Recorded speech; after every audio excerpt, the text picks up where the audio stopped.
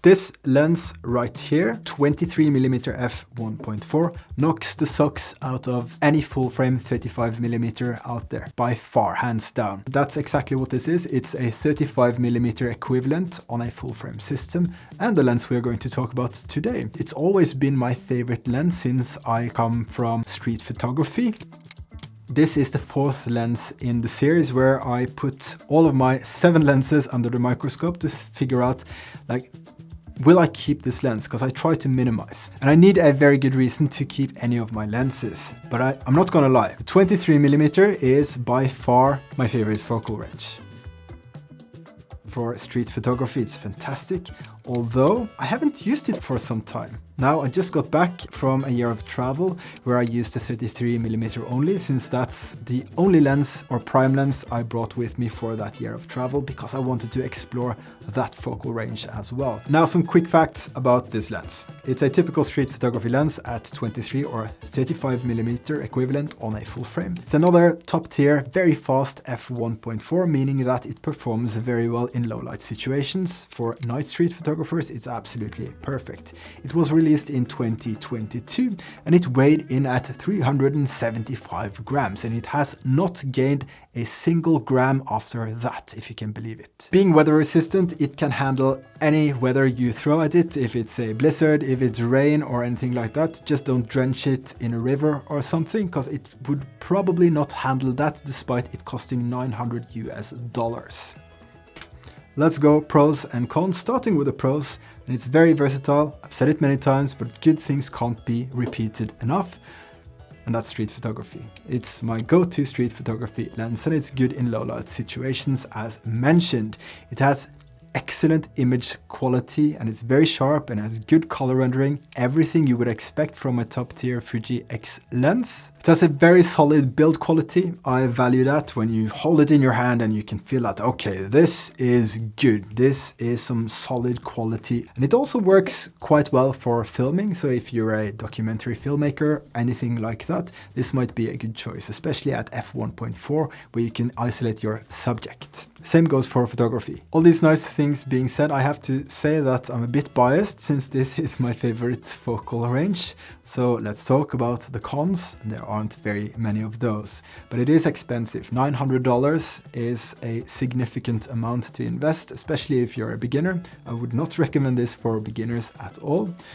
It's quite big, if I have to say something, but it does balance very well on my Fujifilm X-T5 and my Fujifilm X-H2S. Those are the cameras that I use all my lenses on. Yeah, that's it for the cons. Now, let me share my perspective why I got this lens in the first place. And I got it for all the right reasons. I saw that my street photography was mostly in the 23 to 33mm zone. That's where I take most of my street photos. It made perfect sense after using a zoom lens for so long to get the very best of the best in the Fuji system. I really wanted it. I've really enjoyed it when I've been out and about in my street photography or travel photography. On that note, there are so many good options out there from third-party brands such as Sigma.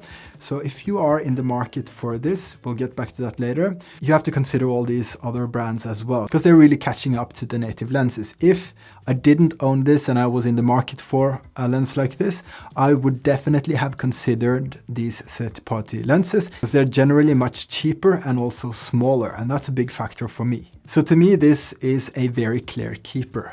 But I have to factor in that I already own the 33mm or the Nifty 50 and the 27mm that is very close to this focal range. And I have to choose between some of these lenses to get rid of maybe one or two of them. Oh, it's a tough decision, but there you go. Still haven't decided. I think this is perhaps the clearest keeper of all my lenses. We shall just have to figure that out later as I get more and more into street photography after coming home from this year of travel. Let's talk about who this lens is for. And it's definitely a street photographer's lens. Also, documentary photographers, travel photographers would definitely value this lens and have a lot of fun with it.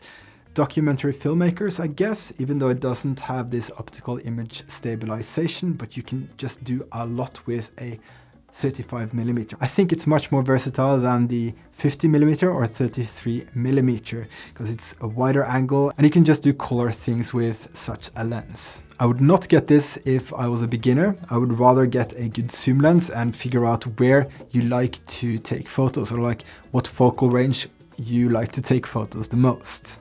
Let's talk about the alternatives to this lens, and we have the Sigma 23mm F1.4. I've tried that as well. Great lens, smaller and much cheaper. You should check it out. And I'll link to all of these lenses down in the description. Then you have another Viltrox 23mm F1.4. I haven't tried that one, but it looks cool and it comes in red if I'm not mistaken. And if you're all about looking cool, a red lens would definitely get you some attention from, I don't know. But if you're about looking cool, that would be a cool option for you. And of course the 23mm F2.0 from Fuji. Another great option, smaller and way cheaper. And if you like this video, you might want to check out this one after. Come out with me in the field and see how I work. In the next video, I'll put my second favorite lens to the test. And if you want to figure out which one is my second favorite, you should click subscribe, hit the real subscribe, that is the bell icon, so you'll get a notification when that is up. And until then, I shall say bye-bye.